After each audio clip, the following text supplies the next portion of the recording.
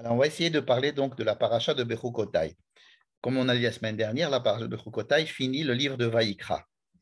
Mais cette paracha de Bechukotai, elle a été donnée au mont Sinaï. Et on a expliqué la semaine dernière, je reviens dessus, pourquoi est-ce que cette paracha et la précédente, celle de Behar et de Bechukotai, et elles ont été données au mont Sinaï, alors que tout le Sefer de Vaïkra a été donné bien plus tard, pratiquement 8 mois après, dans le Ohel Moed. Donc, pourquoi revenir en arrière et nous raconter ce qui s'est passé au mont Sinaï? Et on avait donné pas mal de quelques options de réponse. Et celle qu'on pourrait retenir, par exemple, c'est de se dire que l'alliance qui a été faite au mont Sinaï est une alliance qui est scellée. Cette alliance est scellée par ce qu'on appelle des brachot et des klalot, c'est-à-dire des conditions d'observance de l'alliance et des conditions de non-observance de l'alliance. Qu'est-ce qui se passerait si on respecte le contrat et qu'est-ce qui se passerait si le contrat n'est pas respecté? Ça, c'est ce qui est écrit dans notre paracha, Bechukotai, ce qu'on appelle les brachot et les klalot. Si vous suivez mes commandements, il se passera ceci, et si vous ne suivez pas mes commandements, il se passera le contraire. Bon. Et pourquoi donc les avoir mis ici?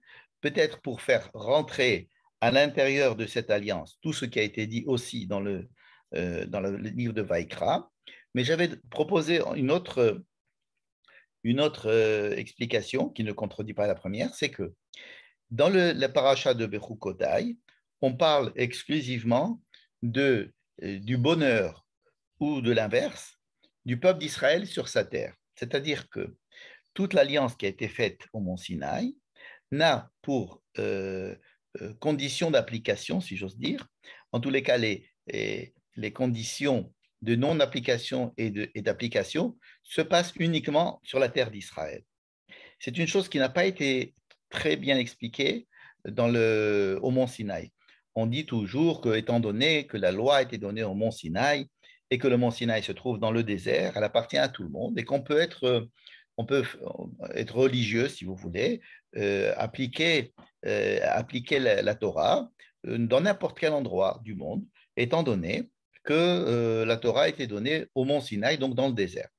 Or, notre paracha de Bechukotai vient nous dire, attendez, tout ce que je vous ai dit jusqu'à présent, c'est-à-dire tout ce qui a été dit au mont Sinaï, toutes les lois de pureté et d'impureté, toutes les lois de kedusha, de sainteté, toutes ces lois et toutes les mitzvot n'ont été données que pour être appliquées à l'intérieur de la terre d'Israël, qui à l'époque s'appelait la terre de Canaan.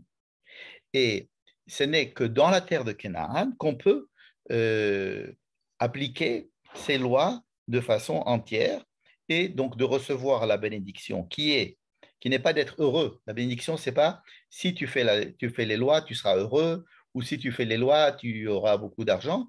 Les bénédictions qui sont dites, c'est si tu appliques les lois et si tu appliques l'alliance, alors la terre d'Israël donnera ses fruits, alors je donnerai la pluie sur la terre, alors sur la terre tu pourras vivre en paix et en profitant de cette terre, c'est-à-dire que tout est relié à la terre en fait. Et exactement la même chose dans les lois négatives, dans les conditions négatives, à savoir, si tu ne respectes pas l'alliance, alors la terre arrêtera de donner ses fruits, dans la terre tu ne seras plus en sécurité, et même la terre pourra te rejeter. Donc tout dépend de la terre. Et cette chose capitale est dite à la fin, mais enfin elle est écrite à la fin, mais elle est dite au début. C'est-à-dire quand on va dire que, attention, cette paracha que nous lisons aujourd'hui a été déjà donnée au mont Sinaï, c'est-à-dire que le principe du mont Sinaï, c'est de se dire, voici le but, et que tout ce qui a été dit jusqu'à présent, c'était que pour nous préparer, pour nous apprendre, pour nous donner les informations qui devront nous servir à appliquer toutes ces choses-là sur la terre d'Israël, n'est-ce pas? Alors, est-ce qu'il y a un judaïsme en dehors de la terre d'Israël? Oui, mais c'est un judaïsme de consolation en attendant de revenir sur la terre d'Israël, puisque l'état du peuple juif en dehors de sa terre est un état anormal qui est décrit dans notre paracha comme un état anormal de punition ou de réparation, et que toutes les lois qui sont faites en dehors d'Israël, même lorsque le peuple d'Israël ne s'y trouve pas du tout, eh ben, ce sont des lois qui doivent être observées en attendant de retourner sur la terre d'Israël. Donc, notre paracha de Bechukotai, comme d'ailleurs celle de Béhar qui l'a précédé, est là pour nous rappeler le principe fondateur de toute l'alliance. L'alliance n'est pas une alliance entre Dieu et le peuple n'importe où, c'est une alliance de Dieu avec son peuple et une terre. Une terre. Et rappelez-vous qu'en sortant d'Égypte, il était question de tout de suite rentrer sur la terre de Canaan, mais Dieu a jugé qu'il fallait quand même faire un petit stage, un apprentissage dans le désert. Cet apprentissage contenait aussi le don de la Torah, contenait aussi le don de toutes les mitzvot, contenait aussi beaucoup d'enseignements et d'histoires qui se sont passées dans ce désert, mais avec le but principal n'a jamais changé, c'était de rentrer sur cette terre d'Israël. Donc, notre paracha de Bechukotai clôt, si vous voulez, toutes les lois de pureté, d'impureté, de sainteté, de sacrifice au temple, tout ce que nous avons appris dans le livre de Vaïkra et même ce que nous avons appris dans le livre de Shemot, mais en nous disant que, attention, tout cela est absolument dépendant de l'application de cette alliance sur la terre d'Israël. Hein. Beaucoup de gens, aujourd'hui encore, en faisant partie du peuple juif, pensent que on peut faire partie de l'alliance, on peut continuer à être, entre guillemets, religieux, et que le fait d'arriver en Israël, c'est un plus, ou il y a même certaines personnes qui pourraient penser que venir en Israël, ça complique les choses, étant donné qu'en Israël, il y a des lois supplémentaires, alors que si je suis en dehors d'Israël, je peux respecter mes lois tranquillement, sans avoir à, en plus, être embêté par les lois qui concernent spécifiquement la terre d'Israël. Notre paracha est très clair sur ce sujet. Toute l'alliance dépend complètement de la présence du peuple d'Israël sur sa terre. Et que la présence du peuple d'Israël en dehors de sa terre, et même d'un individu en dehors de sa terre, est anachronique. Et même si cet anachronisme a duré pendant 2000 ans, il reste anachronique complètement. Et il est prévu dans notre paracha. Dans notre paracha prévoit que le peuple d'Israël parte en exil s'il ne s'est pas bien comporté sur sa terre, mais qu'il reviendra d'exil et qu'il reviendra sur sa terre. L'état d'exil étant, comme j'ai déjà dit tout à l'heure, un état anormal. Il faut bien comprendre que l'état d'exil du peuple, même s'il a été long, et donc la durée a pu installer certains modes de pensée et d'action, c'est un mode provisoire. Voilà. Et donc, c'était pour répondre à la question que j'ai posée au début. Pourquoi est-ce que la paracha de Bechukotai, qui a été dite au Mont Sinaï, mais qui est relatée que maintenant, et pourquoi est-ce qu'elle est relatée maintenant? Pour nous donner, pour nous rappeler le but essentiel et faire rentrer à l'intérieur de l'alliance, de sceller cette alliance avec les principes même de l'alliance, qui sont l'application ou la non-application de l'alliance, et tout dépend effectivement de ce que feront les enfants d'Israël sur la terre d'Israël, et les bénédictions seront la bénédiction de la terre d'Israël pour les enfants d'Israël, et les malédictions, malheureusement aussi, frapperont le peuple d'Israël sur sa terre jusqu'à l'étape ultime des malédictions en cas de très grande désobservance. Alors, c'est l'exil. Voilà. Que contient notre paracha? La paracha de Bechukotai contient deux chapitres, le chapitre 26 et le chapitre 27. Tout ce que j'ai dit maintenant concerne le chapitre 26, à savoir les bénédictions et malédictions. Et c'est de cela que l'on parle en général, que lorsque l'on parle de la paracha de Bechukotai, ce sont les bénédictions. D'ailleurs, des bénédictions assez courtes, il y a peu de bénédictions, et les malédictions, elles sont très nombreuses. Certains, on décompte 49. 49. Rappelez-vous 49, comme les années les années qui précèdent le Yovel, 49, les 49 jours qui précèdent Shavuot, n'est-ce pas? Il y a un grand parallèle entre la paracha de Bechukotai et la paracha de Behar qu'on avait eu la semaine dernière. Mais vous allez me dire pourquoi est-ce qu'il y a peu de bénédictions et beaucoup de malédictions. euh, je voudrais proposer une explication assez simple, vraiment très simple, mais qui me semble pas moins vraie. C'est que lorsque vous dites à quelqu'un comment ça va, eh bien, il va vous dire ça va. Hein. Tandis que si ça ne va pas, eh bien là, il va commencer à parler longuement. C'est-à-dire que quand tout va bien, il n'y a pas grand-chose à dire. Donc les bénédictions, c'est que tout va être bien. Tandis que le problème commence lorsque ça ne marche pas. Et quand ça ne marche pas, il va falloir installer des paliers successifs de remise en cause, de punition, comme on dit, c'est-à-dire pour remettre en cause le peuple, qu'il se sente dans un état qui ne devrait pas être le sien, pour qu'il essaye de faire ce qu'on appelle teshuva, c'est-à-dire qu'il essaye de se reprendre par rapport à son mauvais comportement. Et si cette étape ne marche pas, il y aura une étape supplémentaire, etc.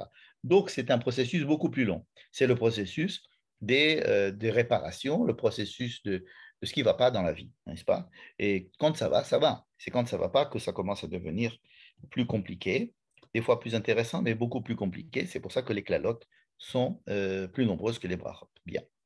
Donc, moi, ce que je voudrais étudier avec vous, c'est la deuxième partie de cette paracha, c'est-à-dire le Pérec, le chapitre 27.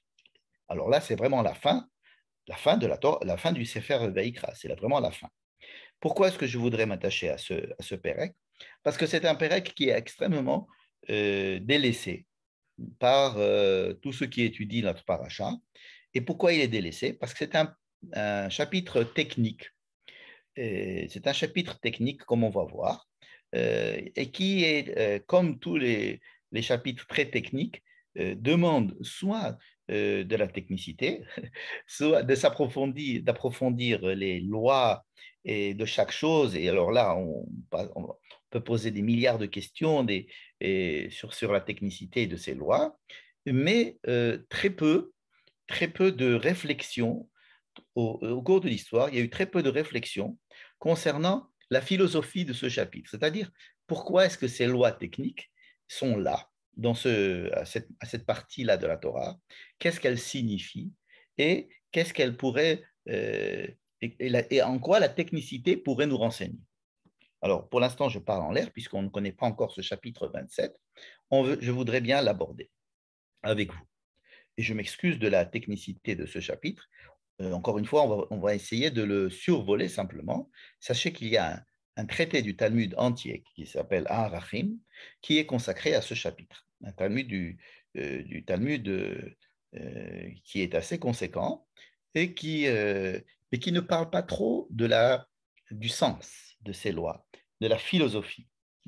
Et c'est pour ça que j'aimerais bien euh, vous initier à ce chapitre pour que vous-même, vous puissiez apporter vos lumières et peut-être commencer à l'étudier un peu plus.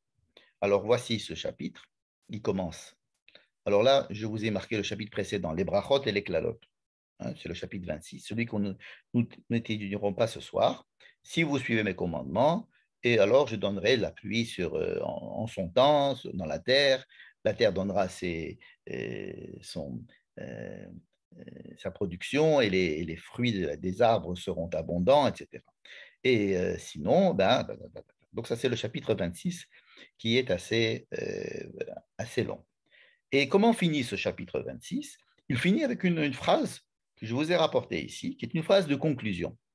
Ele hachukim ve'amishpatim ve'atorot.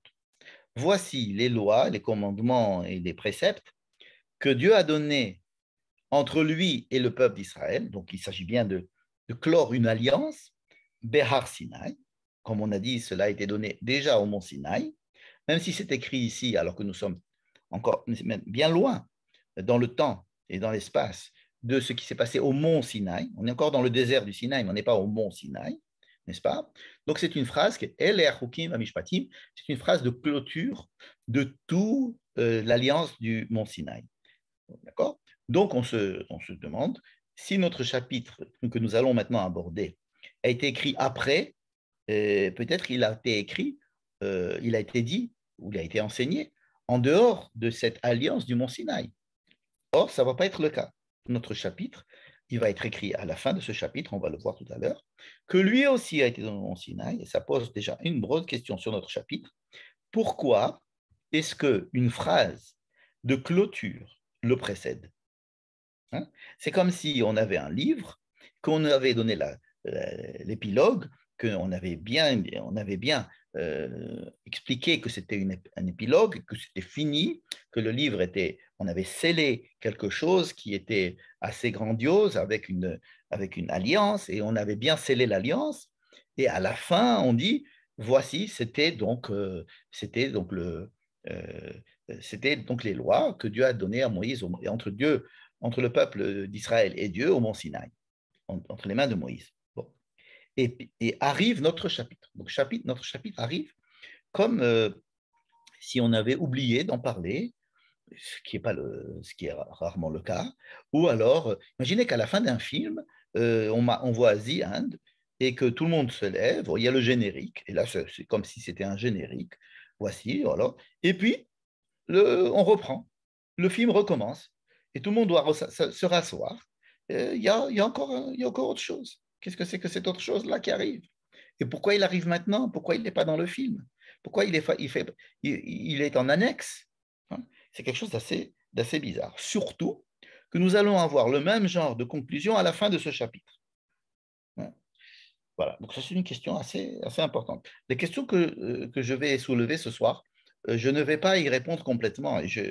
Elles ont de valeur beaucoup plus en tant que question et questionnement pour vous. Et je vous invite vous-même à vous questionner et à en poser d'autres. Mais en fait, c'est plutôt des questions que des réponses que nous allons avoir ce soir.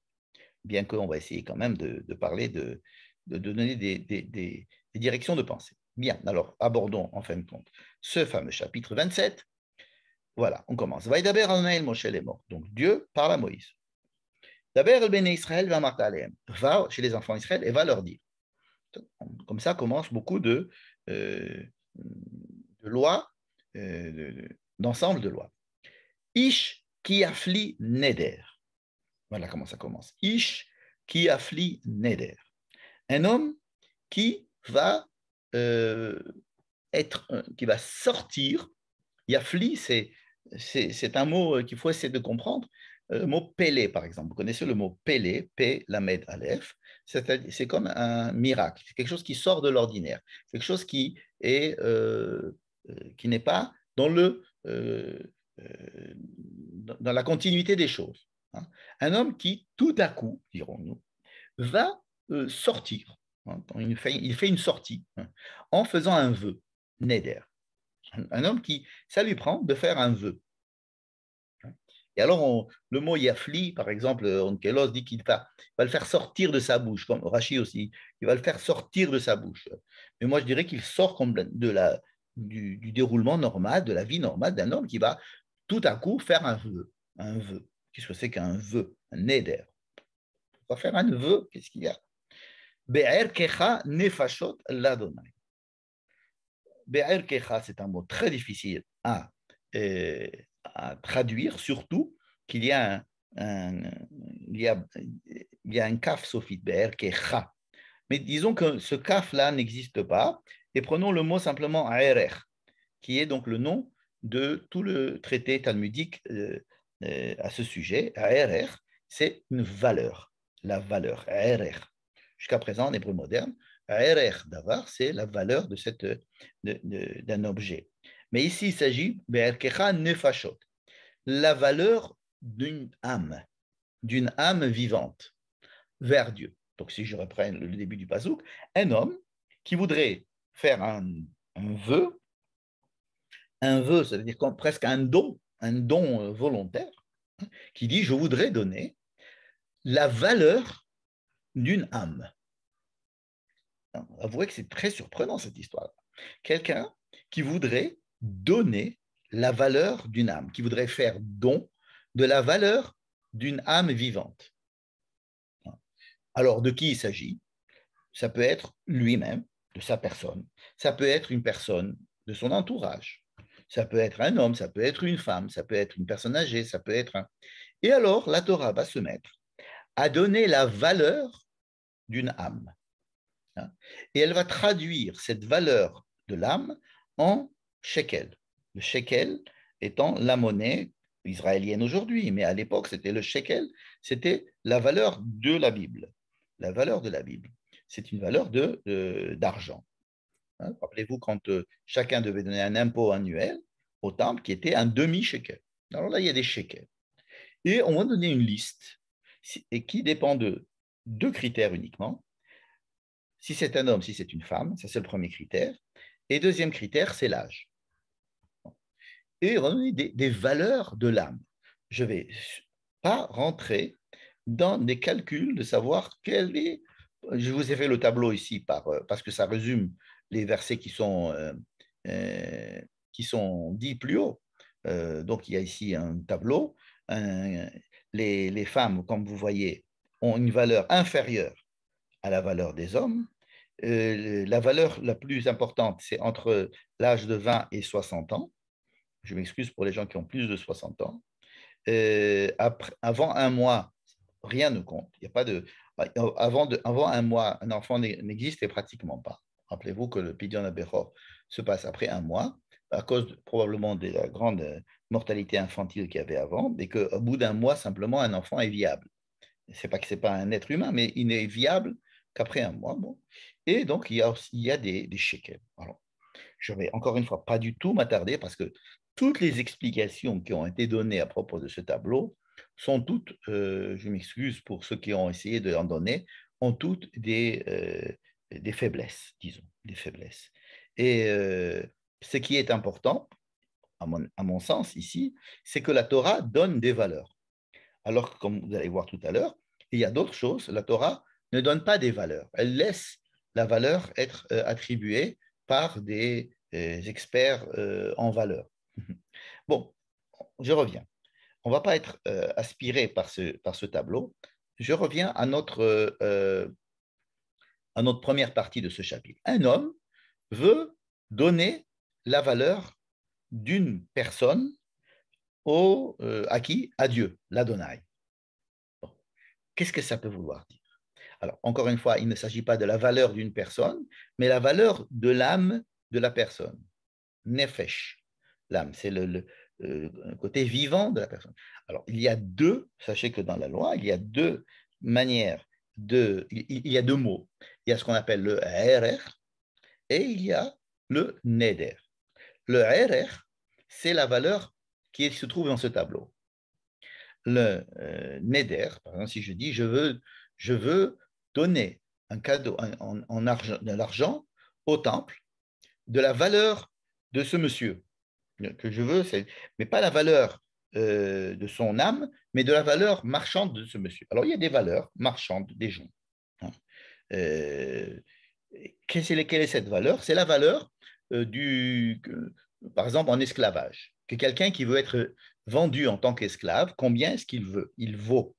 C'est, si vous voulez, la valeur corporelle, la valeur de la capacité de travail qu'il peut produire, n'est-ce pas?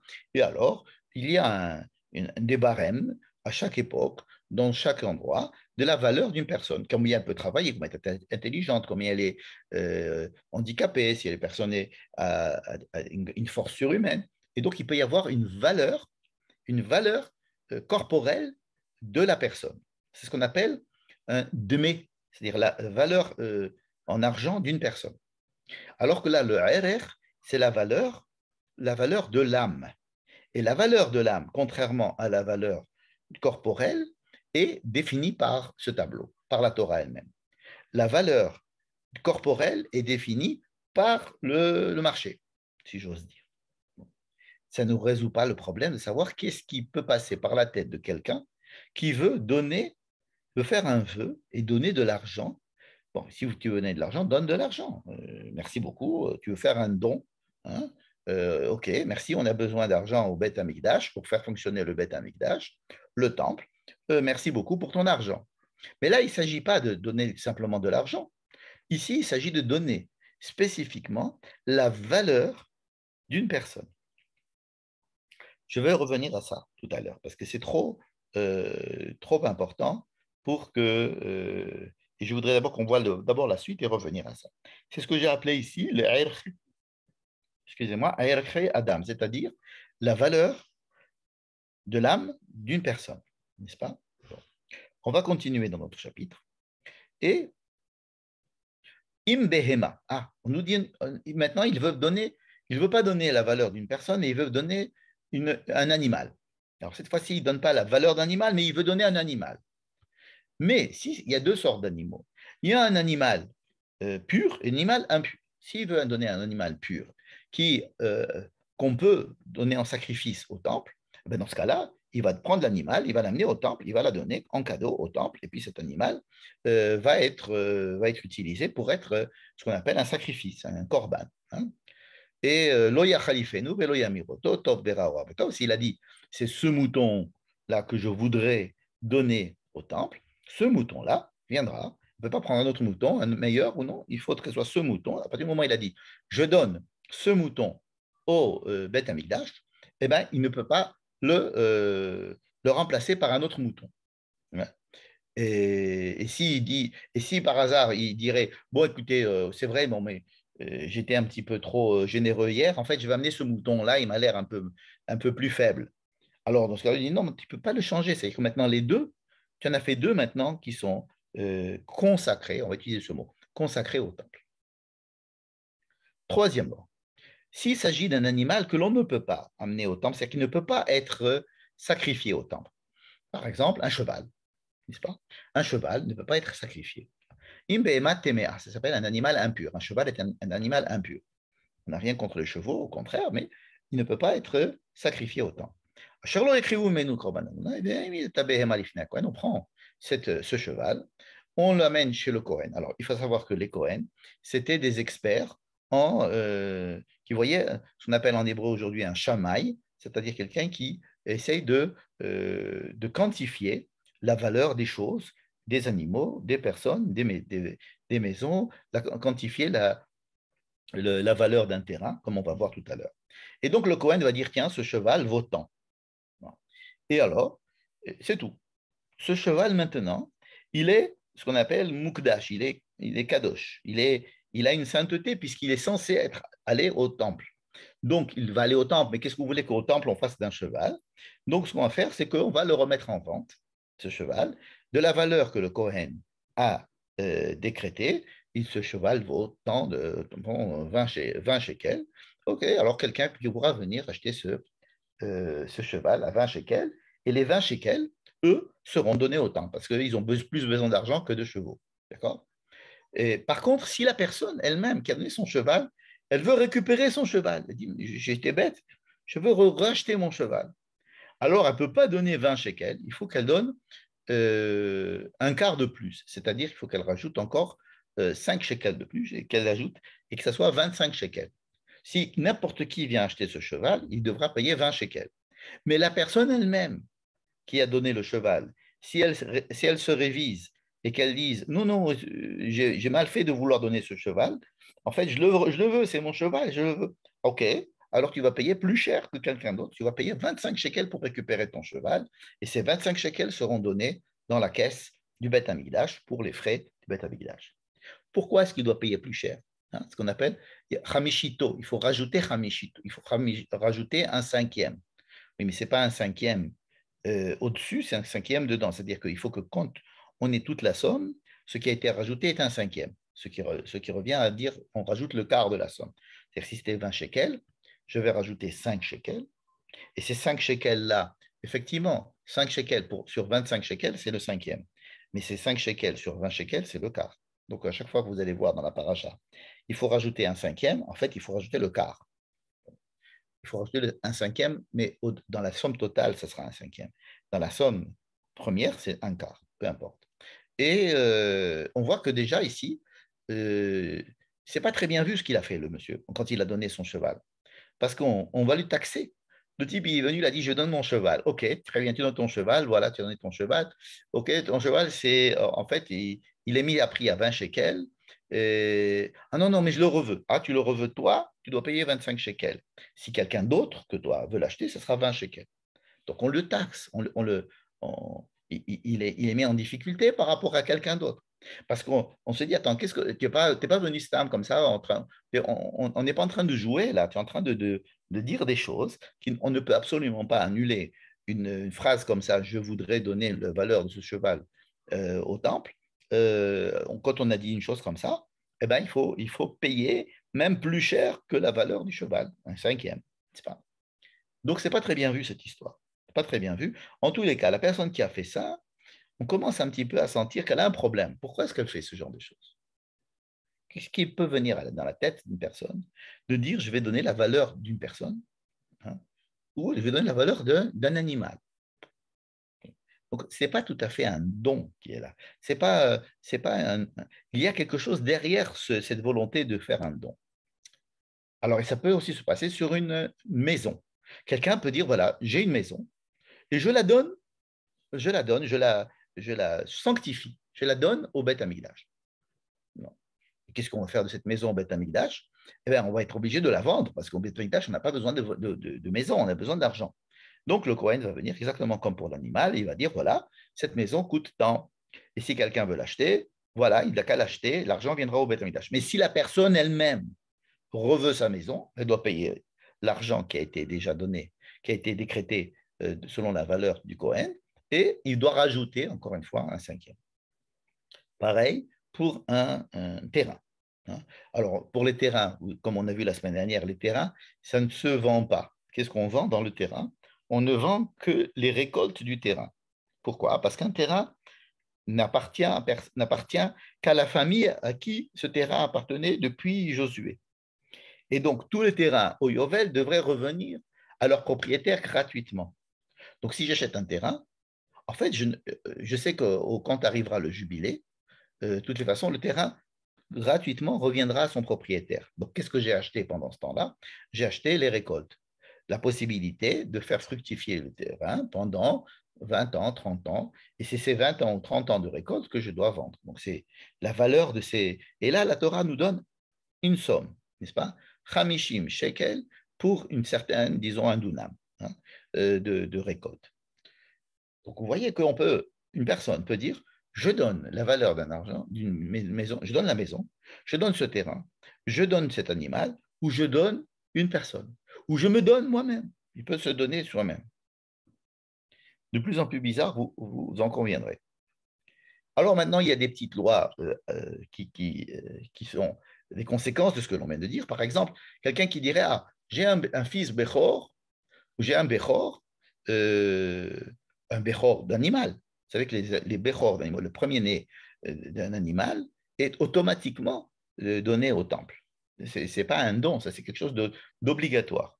Donc, on ne peut pas se dire, tiens, j'ai décidé d'offrir le premier-né de ma vache. Tu ne peux pas le faire puisque de toutes les façons, le premier de ta vache doit être automatiquement donné au Beth Amikdash. Si c'est une BMA TMA, alors si c'est le Bechor si c'est le premier-né d'un animal impur, il faudra faire ce qu'on a fait tout à l'heure, c'est-à-dire transformer l'animal en valeur pécuniaire. Et s'il ne veut pas, eh ben, il devra rajouter encore un cinquième s'il veut récupérer son animal. Haram. Alors là, c'est très intéressant ce mot, haramim. C'est moi qui ai mis ça en titre de ce verset. Voici le verset. Arkol herem asher yacharim ish ladonai. Qu'est-ce que c'est que le mot herem? Alors, on connaît le mot herem qui va être beaucoup utilisé, mais la première fois qu'arrive ce mot dans la Torah, c'est ici. Que veut dire le mot herem ici? Il s'agit à peu près de la même chose que nous avons vu jusqu'à présent. Par exemple, cette maison, je veux la donner au Beth Amikdash ou bien au Kohen, n'est-ce pas? Je veux la donner. Mais donc le Kherem, si vous voulez, ça fait partie, c'est comme ce qu'on a vu pour les Arachim, hein, pour les mises en valeur et les Hekdeshim, c'est-à-dire je veux prendre ma chose et la donner. Mais il y a une loi supplémentaire qu'il y a dans le Kherem, c'est que on ne peut pas la vendre. La maison, elle devient une maison qui appartient, euh, au Beth Amidash ou au Cohen. Mais on ne peut pas la revendre. On peut pas la revendre. Ça, c'est la différence qui fait que le mot cherem va avoir une acception un petit peu exceptionnelle par rapport à tout ce qui a été sanctifié.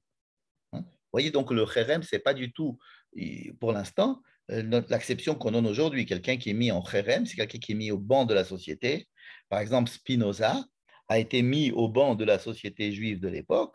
Il ne pouvait plus faire partie d'un minyan, il ne pouvait plus rentrer dans une synagogue, etc. Donc, c'est ce qu'on appelait un cherem. Cherem, c'est prendre quelqu'un et le mettre à part, le mettre au banc de la société. Ici, il ne s'agit pas de la même chose, bien qu'on utilise le même mot. C'est un objet qui est rendu kadosh, mais pas pour sa valeur, pour lui-même, n'est-ce pas? Lo yimmacher, il ne peut pas être vendu. Velo yigael, yigael, c'est quelqu'un qui voudrait le racheter. On ne peut pas. C'est quelque chose qui a été complètement isolé de tout le commerce et de la réversibilité de la chose. Il n'y a pas de réversibilité de la chose. Donc, c'est peut-être pour ça que nous avons utilisé le mot cherem en disant que cette personne, elle a été mise au banc de la société une fois pour toutes. Un cherem, c'est quelque chose d'extrêmement grave, puisqu'il n'y a pas de réversibilité du cherem, n'est-ce pas? Et alors, il dit Kol cherem kodesh kadashim. Ce n'est même pas kodesh, c'est kodesh kadashim. C'est encore plus sanctifié que les autres, et c'est à Dieu. Kol cherem ashayachora mina adam lo ipade motumat. Cette phrase-là, du verset 29, est une phrase extrêmement compliquée, extrêmement difficile, et elle a fait couler énormément d'encre, parce que je vais vous la lire, vous allez voir que c'est quelque chose d'assez violent. Kol cherem asher yachora min ha'adam. Si quelqu'un fait un cherem d'une personne, on ne peut pas racheter la personne. Bon, c'est normal parce que c'est cherem. Mot yumat, on devrait le mettre à mort. Bon. La loi orale a tout de suite expliqué ce passouk de façon très différente. Il dit non, non, c'est une personne qui aurait dû déjà être mise à mort, soit par le Beddin, soit parce que Dieu a décidé de le mettre à mort, il a tué quelqu'un, il n'y avait pas de témoin, peu importe. C'est une personne qui devait déjà être mise à mort par le tribunal ou par Dieu. Et alors, est-ce qu'on pourrait lui-même le racheter ou le vendre? Non, on ne peut pas. Bon, ça, c'est l'explication de la loi orale. Mais vous conviendrez que c'est une explication qui est bien loin du sens du texte lui-même. Toute personne, si un être humain est mis en cherem, on ne peut pas le racheter, il doit être mis à mort. On doit être mis à mort, c'est-à-dire qu'on ne peut pas racheter quelqu'un à qui on a décidé de le mettre à mort. Par exemple, imaginez que quelqu'un soit mis à mort par le tribunal, pour une raison ou pour une autre, il est mis à mort. On dit, attendez doucement, cette personne, je vais le racheter. On dit non, il ne peut pas être racheté. Il doit continuer son processus de mise à mort. Donc, c'est un pasouk, c'est un verset extrêmement problématique, vous en conviendrez. Et comme œil pour œil, dent pour dent, qui semble avoir un sens littéral qui est celui qui a crevé un œil, on va lui crever aussi un œil. Et les Chachamim disent surtout pas, il s'agit de rembourser, aussi de payer quelque chose. Donc ici aussi, il donne une explication plus clémente que le sens littéral du verset. Mais ce ne va pas être notre sujet ce soir non plus. On continue. Ici, on parle de quelque chose d'autre qui semble être un autre sujet, mais qui a aussi un rapport. Maaser Sheni. Qu'est-ce que c'est que Maaser Sheni? Vous savez que toutes les récoltes sont obligatoirement assujetties à plusieurs impôts. Il y a ce qu'on appelle la terouma, premier impôt qui est donné au Kohen. Il y a ce qu'on appelle le maaser, n'est-ce pas? Alors le maaser, c'est ce qu'on va donner au Lévi, mais des fois il peut y avoir le maaser sheni. C'est une autre, ça dépend des années. On ne va pas rentrer dans les détails de l'histoire de maaser. Il s'agit ici d'un impôt qui est le 10e de ma récolte. Et alors, qu'est-ce que je dois faire de cet impôt? À qui je dois le donner, cet impôt? Je dois le donner à moi-même. C'est assez rigolo.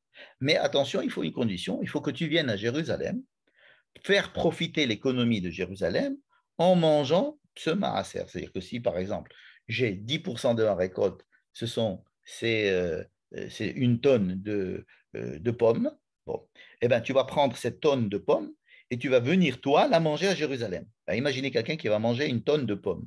Ce n'est pas possible. Donc, ce que je dois faire, ce que je peux faire, c'est que cette tonne de pommes que je suis censé manger uniquement à Jérusalem, et moi, je ne peux pas, je peux manger peut-être une, deux, trois pommes, et encore quatre pommes, mais je ne vais pas manger une tonne de pommes. Donc, ce que je vais faire, je vais la racheter. Je vais racheter cette tonne de pommes dans sa valeur marchande, et c'est cette valeur marchande-là que je vais venir dépenser à Jérusalem. Donc, c'est vraiment pour faire fleurir l'économie et la vie à Jérusalem.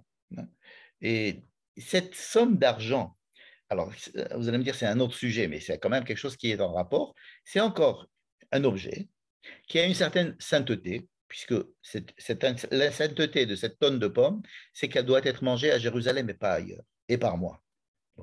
Donc moi, c'est un objet qui a une certaine sainteté, et je voudrais enlever la sainteté, enfin transférer la sainteté de ces pommes, je voudrais la mettre dans de l'argent.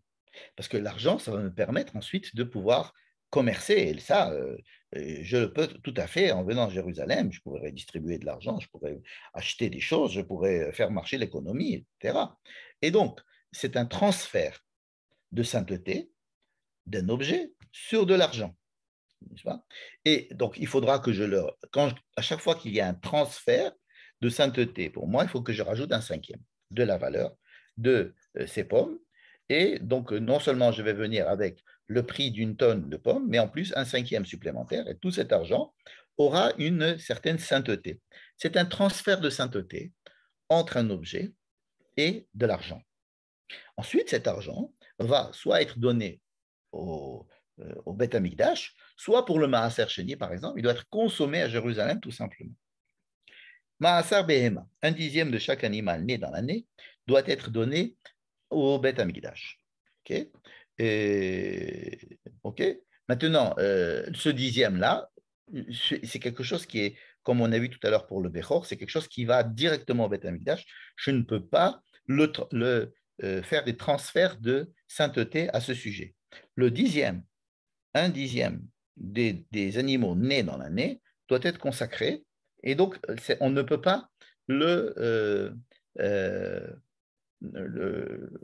transférer sa kedusha sur un autre en disant ok, bon, ça se passait comme ça, on les faisait passer dans un petit couloir, et puis donc le dixième, paf, on le marquait avec un bâton et de la peinture, on disait lui, il doit aller, il devient saint, on doit l'amener au Beth Amikdash. Voilà. Et c'est fini.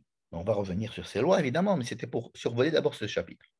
Ensuite, il y avait la fameuse phrase dont je vous ai parlé au début. C'est une phrase de clôture.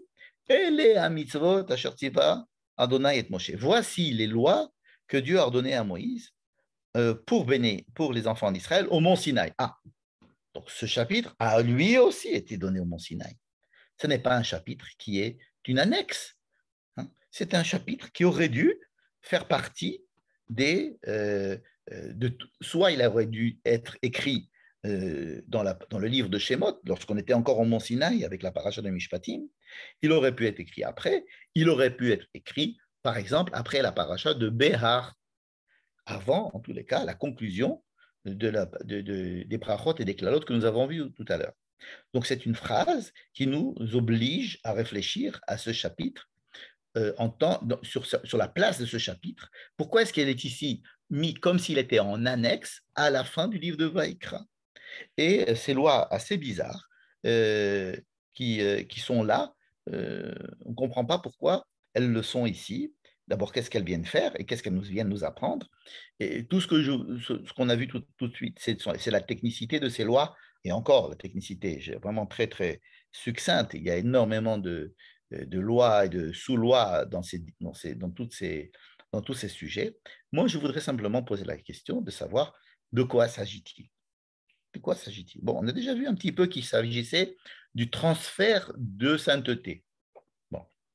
Par exemple, une personne qui dit « Je voudrais donner la valeur d'une personne au temple. Qu'est-ce qui lui passe par la tête? Hein? Qu'est-ce qui lui passe par la tête? Encore une fois, ce n'est pas du tout un don. Si c'était un don, on aurait dit un don. La valeur d'une personne. Alors, imaginez par exemple quelque chose qui existe dans toutes les religions, et même en dehors des religions. Des personnes qui ont l'impression que la vie d'une personne qui leur est chère est donnée, est mise en danger, par exemple. Imaginez cela. Hein. Personne qui voit une personne qui est malade, par exemple, et qui dit je veux expier. C'est-à-dire, si cette personne devait, par exemple, mourir ou tomber malade plus gravement, etc., je voudrais faire ce qu'on appelle aujourd'hui en hébreu religieux une kapara. Qu'est-ce que c'est qu'une kapara? C'est faire passer un sort, quelque chose qui devrait arriver sur une personne ou sur un objet ou sur un terrain ou sur un animal. Je voudrais que cette chose-là soit remplacée, et alors on va remplacer par quelque chose que je donnerai au temple. Bon. Il semble s'agir ici de quelque chose d'extrêmement profond dans l'âme humaine qui recherche un moyen de détourner des malédictions qui sont censées s'abattre sur quelque chose, et l'homme cherche une moyen d'expier cette malédiction ou cette, cette catastrophe qui va venir ou qui semble venir, on a peur qu'elle vienne sur soi, sur une personne proche, ou sur une maison, ou sur un animal, ou sur un terrain. Et on voudrait expier cette chose-là en disant, je suis prêt à payer pour que cela n'arrive pas. Imaginez par exemple ce qu'on a fait, ce que certaines communautés font à Kippour, par exemple. Le mot de kapara, alors à Kippour, on fait des kaparot, ce qui est très mal vu par la religion, mais c'est quelque chose qui existe et qui est inscrit à l'intérieur de l'âme humaine. C'est de se dire, qu'est-ce que c'est que les kaparot? C'est de se dire, si dans l'année, il devait arriver quelque chose de mal à cette personne, alors je voudrais que ce mal arrive à ce poulet, par exemple. Et alors, on va prendre le poulet et on va l'égorger, on va l'abattre, et on va se dire, bon, mais ce qui devait arriver à cette personne est arrivé au poulet. Donc, je suis quitte. C'est quelque chose qui semble faire partie d'un registre assez primitif, quelque chose d'assez presque d'idolâtrie, quelque chose qui n'est pas de l'ordre du logique. Mais en y réfléchissant bien, il me semble que toute personne, ça ne dépend pas encore une fois de la religion, a un système de pensée comme ça, qui est, ah, je préfère qu'il m'arrive ça plutôt qu'il m'arrive ça. Ou bien, bon, il m'est arrivé ça, bon, que ça soit capara, parce qu'il aurait pu arriver quelque chose de pire. Vous voyez tout ce système-là, par exemple, vous avez par exemple cette phrase qui dit, aujourd'hui c'est devenu un mot d'affection, capara. On connaît, alors les personnes d'origine maghrébine disent à une personne qu'ils aiment bien, ils disent capara. Qu'est-ce que ça veut dire capara? Ça veut dire j'aurais préféré mourir plutôt que te voir mourir. C'est ça la phrase initiale, c'est que je meurs à ta place. C'est ça que ça veut dire capara. Que je sois ta capara. Donc c'est une idée que l'on peut combattre parce que sur le plan psychologique, elle véhicule des systèmes qui sont pas très sains, mais on ne peut pas dire que cela n'existe pas, et en tous les cas, on ne peut pas, et encore une fois, pas simplement dans la religion juive, ni dans les autres religions, ni dans les autres idolâtries, même dans des systèmes qui ne sont pas religieux, il y a sous-jacent cette histoire de payer pour. Et d'ailleurs, je vous ai marqué ici euh, le premier verset du livre de Vaïkra, lui, en tout entier. Notre livre, le Vaïkra, a commencé comment? Vaïkra el Moshe, Vaïdaber Noëlav Meoel Moed. La première chose que Dieu dit à Moïse à propos du temple, dans le Mishkan, Daber el Bene Israël, va parler aux enfants d'Israël et tu leur diras, Adam, qui akriv mikem korban ladonai, un homme qui voudrait apporter un sacrifice à Dieu. On voit qu'on n'est pas loin, que nous sommes en train de finir un livre avec un sujet bizarre, mais que le premier sujet de ce même livre n'était pas moins. C'est un homme qui akriv mikem korban lachem. Il n'y a pas écrit Adam mikem qui akriv korban. Certains commentateurs essaient de lire ça de façon très littérale. Un homme qui voudrait se sacrifier pour Dieu. Un homme qui akriv mikem, ou alors il voudrait faire un sacrifice humain pour Dieu. Chose qui existait énormément à l'époque de la Bible. Les sacrifices humains, il n'y avait pas que chez les Incas, il y a partout des sacrifices humains qui étaient faits, puisque c'est jusqu'à aujourd'hui. Imaginez qu'un terroriste qui se fait exploser, pour lui, c'est un sacrifice humain pour Dieu, puisqu'il dit Allahu Akbar, par exemple. Donc, il fait un sacrifice humain et il sacrifie sa personne pour faire un acte dont on lui a promis que c'était la volonté de Dieu de le faire. N'est-ce pas? Donc, des sacrifices humains, il y en a encore aujourd'hui, malheureusement. Et la Torah dit, surtout, ne faites pas de sacrifice humain. Surtout, ne faites pas de sacrifice humain. Mina behema, mina bakar, mina tson, takrivu et korbanchem. Surtout, ne le faites pas avec des êtres humains, faites-les avec des animaux. Et Rambam, le Maïmonide, de dire, oui, à l'époque, il y avait ce sentiment très profond de la volonté de sacrifice humain, et la Torah vient dire, attention, si vous voulez sacrifier et que vraiment vous ne pouvez pas vous en passer, ben alors sacrifiez un animal, n'est-ce pas? Et que l'animal soit ce qu'on appelle une kapara, c'est-à-dire soit une temura, ce sera à votre place. Et il y a dans le système des corbanotes cette idée qui est extrêmement répandue. Par exemple, lorsque on amène un corban et que l'on place celui qui amène le corban, celui qui amène le sacrifice, il place ses mains sur la tête du sacrifice avant que celui-ci ne soit abattu, et il fait passer, en faisant ça, sa faute sur la faute sur l'animal. Je parle ici des korban khatat, par exemple, n'est-ce pas? Mais même korban ola, ce sont des gens qui ont l'impression qu'ils ne peuvent plus vivre, qu'ils ont un problème et qui voudraient soit se suicider, soit mourir pour Dieu, soit faire des sacrifices humains. Alors, ils sont pris par probablement peut-être des problèmes psychologiques. Et alors là, on dit, alors, si vous voulez le faire, faites-le, mais surtout pas avec des sacrifices humains, que ce soit avec des sacrifices d'animaux, ou alors des sacrifices végétaux, encore mieux, et donc, ou des oiseaux, ou bien des sacrifices végétaux. Rappelez-vous que notre livre de Vaïkra parle essentiellement de démarche volontaire de la personne. Adam qui akriv mikem korban.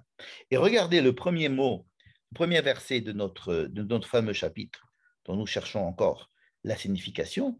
Daberu el bnei Israël alehem ish ki afli neder be'erkecha nefashot ladonai. On ne peut pas ne pas faire le parallèle entre le premier chapitre du livre de Vaïkra et le dernier chapitre de Vaïkra. Maintenant, pourquoi est-ce qu'il est ici? Ben parce qu'on vient de lire une grande paracha, qui est la paracha, qui est le chapitre des brachot et des klalot. Les klalot. Rappelons-nous que nous sommes juste après les klalot. C'est-à-dire que Dieu dit, si vous ne respectez pas l'alliance, eh ben, il va y arriver ça à votre bétail, à votre maison, à votre champ, à vous-même, à vos enfants. Il va y avoir des malédictions qui vont arriver. Quoi de plus naturel, après avoir entendu ces malédictions, que de se dire, mais alors, c'est inéluctable? Non, on vous donne un moyen de sortie, et donc la personne va se chercher des moyens de trouver des portes de sortie en se disant, bon, je suis prêt à payer pour ne pas que ça arrive. N'est-ce pas? OK, il y a quelque chose de terrible qui doit arriver. Je veux donner la valeur de la personne de la vie de cette personne-là, je voudrais la donner en Temura. Donc, ce n'étaient pas des dons tout à fait innocents dont on parlait jusqu'à présent. Ce sont des dons qui viennent expier des sentiments de malédiction vers de l'argent. Et donc, il peut y avoir ici un transfert soit de malédiction d'une personne sur de l'argent, soit, comme dans d'autres cas, transfert de sainteté d'un objet vers de l'argent. C'est-à-dire qu'en fin de compte, notre fameux chapitre 27, qui finit notre livre de Vaïkra, et qui vient, encore une fois, en annexe des malédictions qui sont là en train de sceller une alliance, vient en fait pour essayer de, comme un échappatoire, un moyen d'échappatoire que les hommes ressentent en général en se disant, bon, je vais faire quelque chose qui peut peut-être faire dévier sur autre chose, en bien ou en mal. En mal, c'est lorsque la malédiction qui aurait pu attaquer une personne ou un animal ou une maison ou un terrain, je ne voudrais pas que ça arrive là, donc je vais offrir sa valeur, l'offrir, et donc que la malédiction ne lui arrive pas, parce que je vais l'offrir à Dieu, offrir au temple, ou alors quelque chose qui a une sainteté, qui n'a rien à voir avec la malédiction, mais qui au contraire a un degré de sainteté. Par exemple, on a vu tout à l'heure le maaser chéni, c'est-à-dire cet impôt de la dîme que l'on venait à Jérusalem pour consommer, qui n'a rien à voir avec la malédiction, qui au contraire a beaucoup à voir avec la bénédiction, à savoir que j'ai une grande récolte, je prends 10% et je viens consommer dans le lieu saint et je vais le faire en sainteté. Donc, simplement, je ne peux pas le faire pratiquement, donc je voudrais transformer, ou bien faire passer de sa sainteté d'objets que je ne peux pas transporter ou que je ne peux pas consommer vers de l'argent. Et donc, cette histoire d'argent dont on parle tellement dans ce chapitre, c'est un moyen de faire passer soit une malédiction, soit une bénédiction d'une personne, d'un animal, d'une maison, d'un champ, d'une récolte, vers quelque chose de pécuniaire, c'est-à-dire quelque chose qui va me permettre d'être utilisé. Alors, il y a ici dans l'argent quelque chose de neutre, n'est-ce pas? L'argent ne peut pas avoir de malédiction puisque cet argent-là c'est un objet qui est neutre. Une maison, c'est quelque chose de bien particulier. Une personne, un champ, tout ça, ce sont des objets qui ont non seulement une valeur, mais qui ont surtout une identité bien caractéristique. Et si elle a une image, si elle est sujette à bénédiction ou malédiction, c'est en tant que personne, en tant qu'animal, en tant que maison, en tant que champ. Tandis que l'argent, ça n'a pas d'odeur. Ça n'a qu'une valeur. C'est fait pour pouvoir être échangé et donc de ne pas recevoir une malédiction ou une bénédiction. Donc cet argent-là va pouvoir supporter ce genre de transfert. Et ce transfert va être apporté au temple. Alors, ou alors, certaines fois, ça va être amené à des Kohen. Bon. Mais la plupart du temps, ça va être amené au temple. Et il s'agit ici, donc on voit que ce n'est pas tout à fait la même chose, ce n'est pas un don innocent, c'est un don qui vient en moyen pour essayer de s'en sortir lorsque l'on a des gros problèmes psychologiques. Tout notre chapitre est un chapitre qui n'est pas obligatoire. C'est un chapitre qui vient donner des moyens de s'en sortir à des gens qui ont des gros problèmes. N'est-ce pas? D'ailleurs, la phrase qui va conclure le chapitre 26, n'est-ce pas? Ele hachukim hamishpatim ve'atorot. Ce n'est pas la même phrase qu'il y a à la fin du chapitre 27, où il y avait écrit Ele hamitzvot. L'autre c'était chukim, mishpatim ve'torot. Ici c'est mitzvot, comme s'il s'agit d'une autre catégorie. C'est une catégorie de moyens de s'en sortir lorsque on voudrait échapper à certaines choses ou alors profiter de certaines choses en essayant de trouver des moyens de transférer des valeurs, transférer de la sainteté. Bon. Déjà, la sainteté, c'est quelque chose de très compliqué, on en a parlé déjà pas mal de fois, mais alors le transfert de sainteté, c'est quelque chose d'encore plus compliqué à mon avis, mais il ne peut pas s'étudier en dehors de ce chapitre, parce que ce chapitre, c'est son sujet, c'est les transferts de sainteté. Bon, maintenant, je voudrais essayer de donner des directions de pensée. D'abord, je vous ai donné la première en se disant que notre chapitre était à mettre en parallèle avec le premier. C'est vrai. Dans quel sens? Dans le sens où on se dit, je t'ai donné dans le premier chapitre du livre de Vaïkra, c'était le chapitre des sacrifices. Tout se passait pour le bien, dans le meilleur des mondes. C'était quelqu'un qui voulait amener un sacrifice au temple avec un animal pur, il vient, il amène son sacrifice, tout le monde est content. Bon. Mais il s'agissait là-bas que de transférer la volonté de se rapprocher de Dieu par la mort sur la mort d'un animal. Bon. Eh bien, ce transfert-là de la personne qui veut, au lieu d'avoir un sacrifice humain, va faire un sacrifice animal, c'est-à-dire faire un transfert de Kedusha d'une personne à un animal, va à la fin du livre de Vaïkra être étalé, va être distribué à tous les domaines de la vie et de tout ce qui peut entourer un homme. J'essaie de m'expliquer. Rendre Kadosh, on a vu, Kedusha, c'était dans l'espace le Beth Amikdash, le Mishkan. Bon. Un homme pouvait, dans certaines conditions, rentrer dans ce lieu. Il pouvait participer de cette sainteté.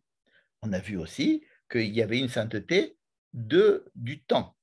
Le Shabbat avait une sainteté. Quand je rentre, cette fois-ci temporellement, à l'intérieur du Shabbat, le vendredi soir, je rentre dans un espace-temps dans lequel je vais vivre une certaine sainteté. N'est-ce pas? Bon. Maintenant, on nous a appris dans le livre de Vaïkra que la Torah avait fabriqué des lieux très concentrés de sainteté. Par exemple, le Mishkan, et des temps très concentrés de sainteté qui était le Shabbat.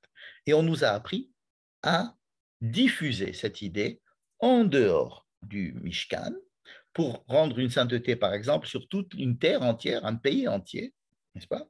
Alors, on peut dire que le Beth Amikdash va dilater, va pouvoir permettre de parler d'une sainteté dans tout Jérusalem, comme on a vu tout à l'heure pour la dîme qui doit être consommée à Jérusalem en sainteté, ou alors sur toute la terre d'Israël qui va être une terre entièrement kadosh. Donc on pourra vivre totalement normalement dans une terre, tout en sachant qu'on est dans une terre de Kedusha. De la même manière, dans le temps, on avait donc Shabbat, qui était un temps que Dieu lui-même avait sanctifié. Quand j'arrive dans le jour du Shabbat, je dois avoir un comportement et une attitude et un sentiment qui sont totalement différents de ceux du reste de la semaine. Ensuite, on m'avait dit non, cette sainteté-là, qui existe que dans le Shabbat, tu vas pouvoir la dilater à l'intérieur de la semaine. Tu vas pouvoir faire des fêtes. Même si ça ne tombe pas Shabbat, tu pourras faire Pessah comme si c'était Shabbat. Tu vas faire Sukkot comme si c'était Shabbat. Tu vas faire Shavuot, tu vas faire Rosh Hashanah, tu vas faire Kippour, tu vas diluer, tu vas faire profiter des jours qui ne sont pas Shabbat de cette sainteté du Shabbat, jusqu'à une dilatation énorme, puisque toute une année entière va être sainte, c'est l'année de la Shemitah, n'est-ce pas? Et donc, il va y avoir une dilatation de la sainteté de ce qui peut être le monde extrêmement sanctifié, si j'ose dire, dans des concentrés de sanctification, où on va insister énormément, et puis ensuite, doucement, au fur et à mesure du livre de Vaïkra, on va dilater cela. Et voilà qu'à la fin du livre de Vaïkra, lorsque nous avons fini avec l'Alliance, on va nous donner des moyens de pouvoir transférer la Kedusha, cette Kedusha, des choses et des personnes et des animaux et des terres et de tout ce qui m'entoure, hein, que ce soit du vivant ou pas, et on va pouvoir transférer dedans soit de la kedusha, mais si on y transfère de la kedusha, il y a aussi de la bracha et il y a aussi de la klala. On ne peut pas faire un commerce de kedusha sans qu'il y ait une responsabilité accrue. À partir du moment où quelque chose est kadosh et saint, il a tout de suite un accroissement de sa responsabilité et donc il va apporter sur lui est-ce que tu as une bracha ou une klala? Ça veut dire qu'on ne peut pas être, par exemple, en terre d'Israël, tranquille. On est soit en bracha, soit en klala. On est soit en malédiction, soit en bénédiction. Soit on est bien ou on n'est pas bien.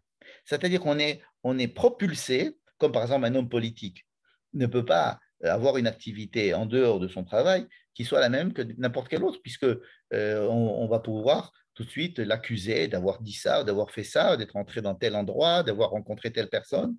Et de la même manière, une personne qui est mise sous les feux de la presse alors tout de suite, elle va se sentir encore plus responsable de ses faits et gestes, n'est-ce pas? Une personne qui se promène avec une kippa, par exemple, encore plus en dehors d'Israël, ou avoir un chapeau, et il est obligé d'avoir un comportement encore plus responsable, parce qu'on va dire, oh, regardez ces juifs, ce qu'ils font, regardez ces juifs-là, ils ne laissent pas leur place. Donc, il doit être encore plus responsable de ce qu'il fait, étant donné il se met lui-même en situation de kedusha, il est en situation de bracha ou de klala, automatiquement. Et donc, quand on se trouve en Eretz Israël, on ne peut pas être dans une situation neutre. On est obligé d'être en situation de bracha ou de klala. Et c'est une vie extrêmement difficile à supporter. Hein. Faire partie du peuple juif, c'est quelque chose d'extrêmement lourd à porter. Qu'on le veuille ou non, on est obligé de supporter la bénédiction et la malédiction qui s'accompagnent de cette identité-là qui m'est imposée, puisque je n'ai pas décidé de l'être en naissant. Bien.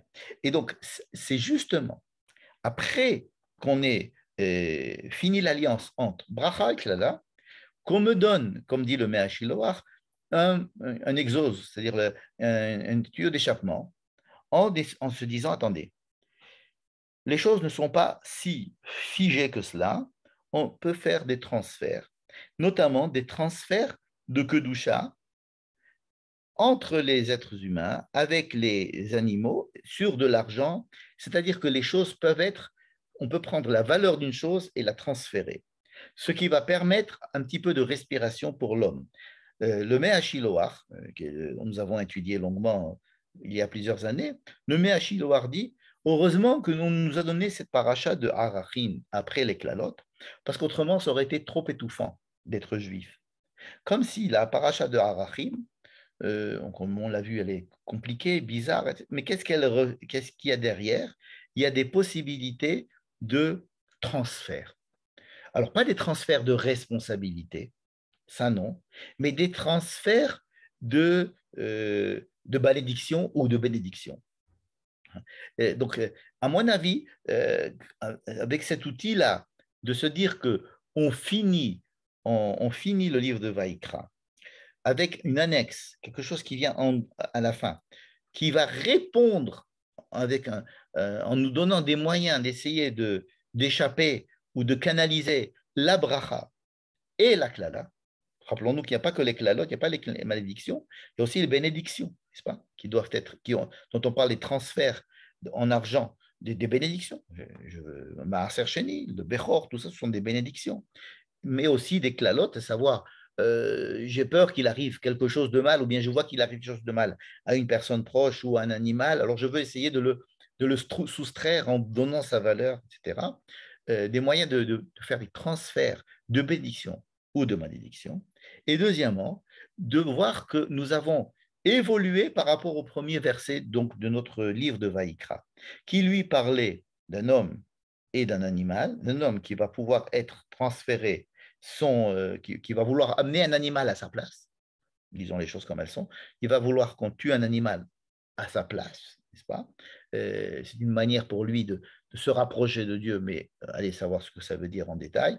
Et là, il va y avoir des transferts énormément dans tous les domaines pratiquement, même pour des animaux impurs, même pour des maisons, même pour des champs, même pour tout ce qui entoure la personne. C'est-à-dire que le champ de la sainteté est en train d'être ouverte dans tous les domaines.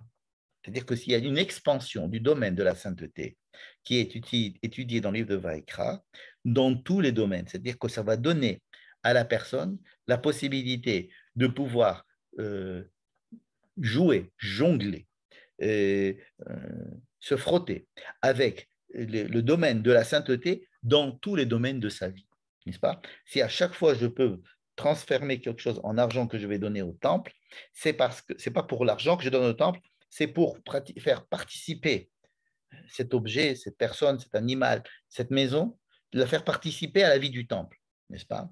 Et donc, il me semble que ces directions de pensée, ces deux directions de pensée que je viens de décrire, peuvent nous ouvrir la voie à une réflexion profonde de la valeur de notre chapitre sur les valeurs. Voilà. C'est un travail que je viens d'essayer de faire avec vous qui n'est pas un travail facile, que je n'ai pas trouvé, que je n'ai pas trouvé chez beaucoup de commentateurs qui sont au contraire extrêmement attachés aux petits détails et de la technicité de ces lois.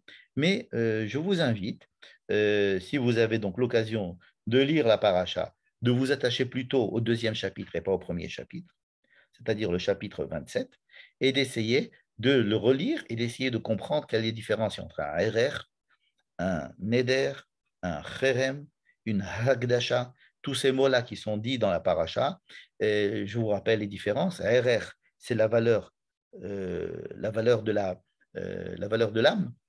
Le neder, c'est la valeur de la marchande au niveau de la capacité de travail du corps corporel, n'est-ce pas? Et le cherem, c'est prendre une personne, un animal, une maison, un champ, et de l'exclure, de faire sortir complètement du commerce normal. Et on ne peut pas le revendre, on peut rien en faire. Il est entièrement rendu comme si c'était un petit temple en lui-même. Il est mukdash complètement, ça c'est le cherem, n'est-ce pas? Donc toutes ces notions-là, il faut qu'elles soient étudiées, mais il me semble que j'ai essayé de vous proposer les directions de pensée qui me semblent les plus pertinentes pour vous aider à essayer de vous-même continuer à avoir une réflexion à ce sujet. Et puisque nous sommes aujourd'hui avides de sens et qu'aujourd'hui, on ne peut pas se contenter simplement de l'étude des détails techniques, on a besoin d'essayer de comprendre quel est le sens derrière toutes ces lois-là. Et je vous remercie beaucoup de votre attention et j'ouvre les micros pour essayer de voir si je peux répondre à des questions qui pourraient être posées en vous remerciant de votre attention. C'était